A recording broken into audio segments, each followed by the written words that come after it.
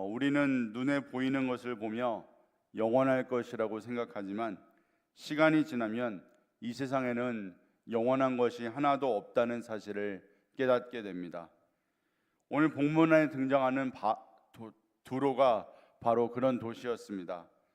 두로는 당시 세계에서 가장 부유한 도시 가운데 하나로 바다를 통해 세계 각국과 무역했고 막대한 부를 쌓았습니다. 그 시대 사람들에게 두로는 오늘날의 세계적인 금융도시와 같은 존재로 저 도시는 절대 무너지지 않을 것이다 라고 사람들은 생각했습니다. 그러나 하나님께서는 이사야를 통해 전혀 다른 말씀을 하십니다. 사람들이 가장 견고하다고 믿었던 도시가 하나님의 말씀 앞에 무너질 수밖에 없었던 이유, 하나님께서는 왜 두로를 심판하셨을까요? 오늘 그 이유에 대해서 함께 나눠보도록 하겠습니다.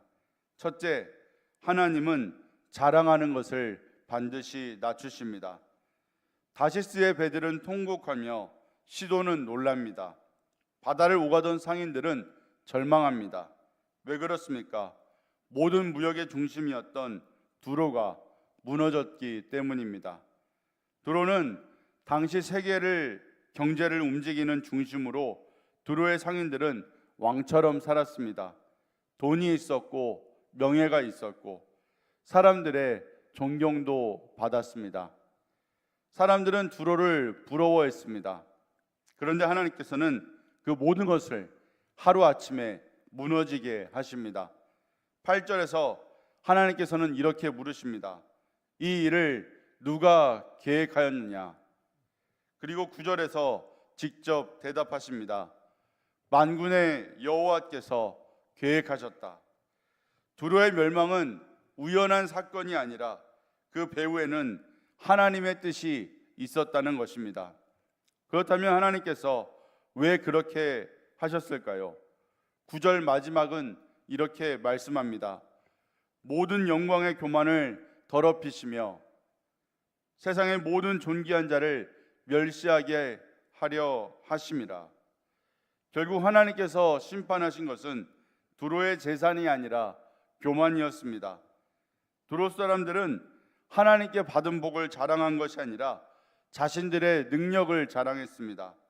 부가 많아질수록 하나님을 의지하기보다 자신들을 의지하며 감사하기보다 자신들의 지혜를 믿었기에 결국 하나님 앞에 교만했기 때문에 무너진 것입니다. 교만은 단지 잘난 척하는 것이 아닙니다. 하나님 없이도 살 수 있다고 생각하는 것이, 내 경험과 능력이 나를 지켜줄 것이라고 믿는 것이 교만입니다.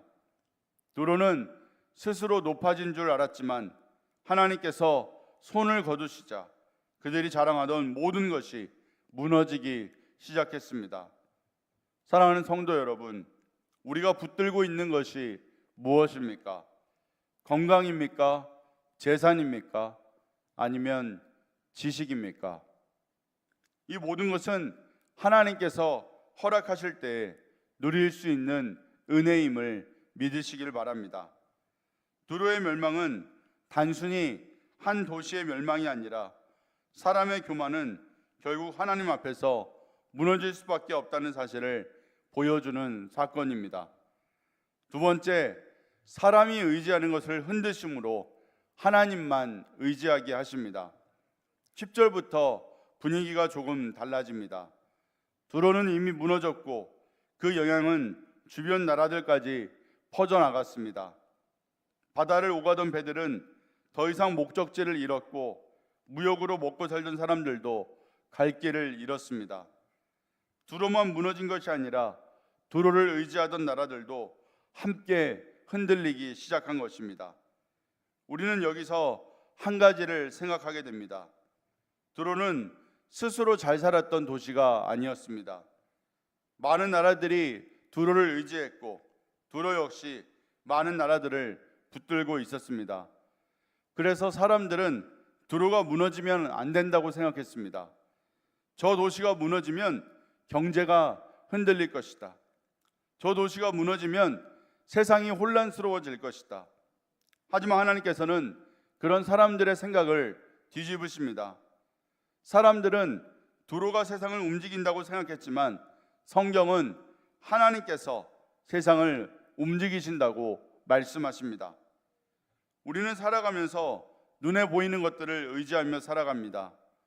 통장에 돈이 있으면 안심하고, 건강하면 미래를 계획하며, 직장이 안정되면 걱정이 사라질 것처럼 생각합니다. 물론 그것들이 잘못된 것은 아닙니다. 문제는 그것이 우리의 평안의 근거가 될 때입니다. 우리의 평안은 돈에서 오는 것이 아니라 하나님에게서 오는 것입니다. 우리의 미래는 직장이 책임지는 것이 아니라 하나님께서 붙드시는 것입니다. 그래서 하나님께서는 때로 우리가 의지하던 것들을 흔드십니다. 우리에게서 빼앗기 위해서가 아닙니다. 더 견고한 것을 붙들게 하시기 위해서입니다. 두로에는 배는 많았지만 하나님은 없었습니다. 무역은 번성했지만 믿음은 없었습니다. 돈은 쌓였지만 하나님을 향한 겸손은 사라졌습니다. 그래서 하나님께서는 두로를 흔드셨습니다.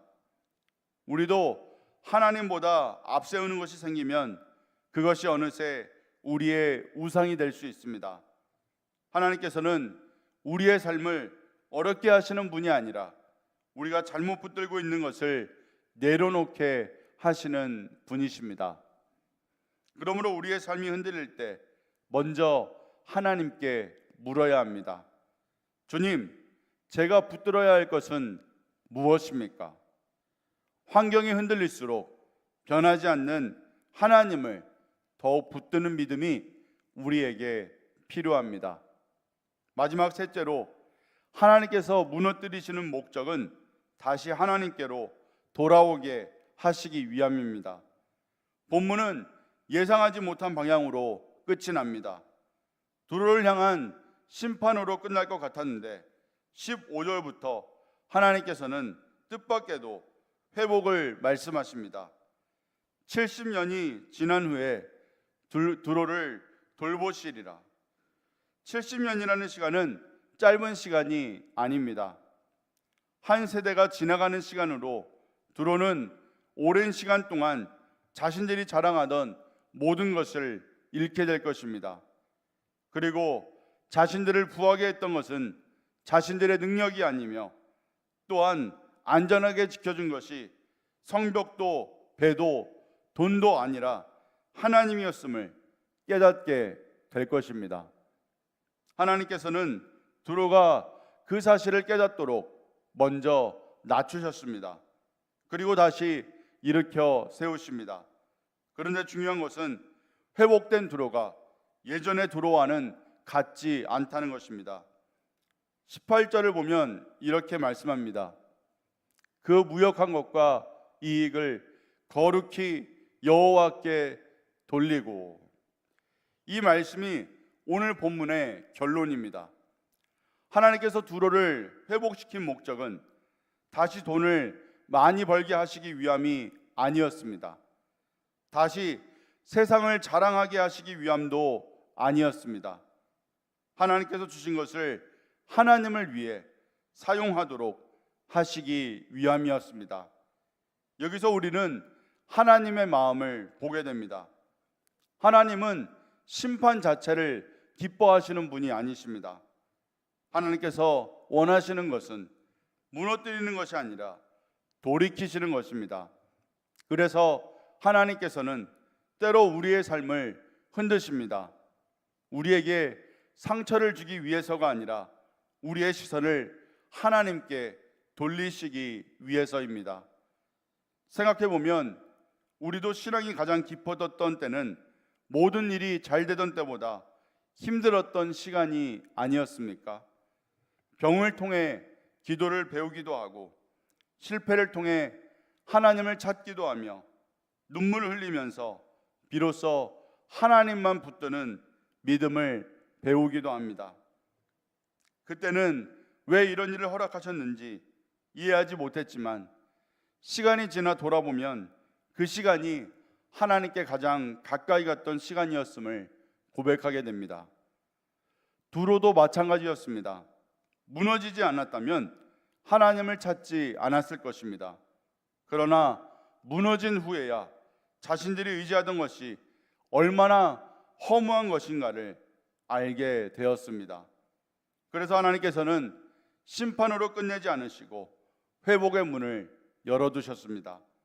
오늘 이사야 23장을 묵상하면서 우리는 두로라는 도시를 바라보았지만 사실 하나님께서는 우리의 마음을 보여주고 계십니다.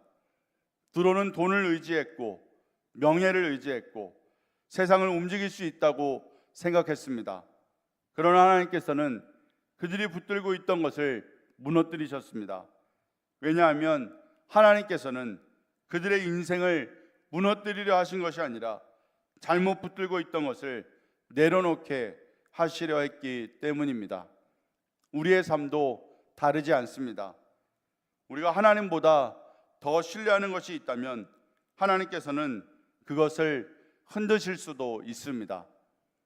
그것은 우리를 괴롭게 하시려는 것이 아니라 영원하지 않은 것에서 영원하신 하나님께로 우리의 마음을 돌리시기 위함입니다. 생각해 보면 우리 인생에서 끝까지 남는 것은 그리 많지 않습니다. 그러나 하나님은 변하지 않으십니다. 그래서 믿음이란 무너지지 않을 것을 찾는 것이 아니라 결코 무너지지 않으시는 하나님을 붙드는 것입니다. 오늘도 하나님께서는 우리가 세상을 붙들며 살아가는 사람이 아니라 하나님 한 분만을 붙들며 살아가는 사람이 되기를 원하십니다. 무너질 것을 의지하는 삶이 아니라 영원하신 하나님을 의지하는 믿음의 삶을 살아가는 저와 여러분이 되시기를 주님의 이름으로 축원합니다. 기도하시겠습니다.